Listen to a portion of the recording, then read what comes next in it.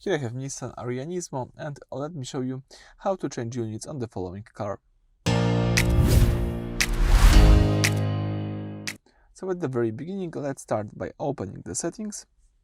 So for example, you can go to the home screen, as you can see right here.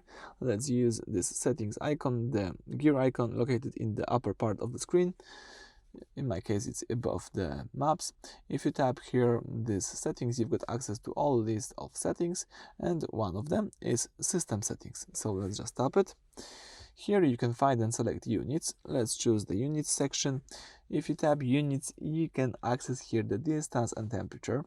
Right now we are focusing on the temperature, so all you need to do is use here the temperature, and you can change it to Fahrenheit, but you can also change the distance. If you tap the distance, you can change it from miles to kilometers. So it all depends on your preferences.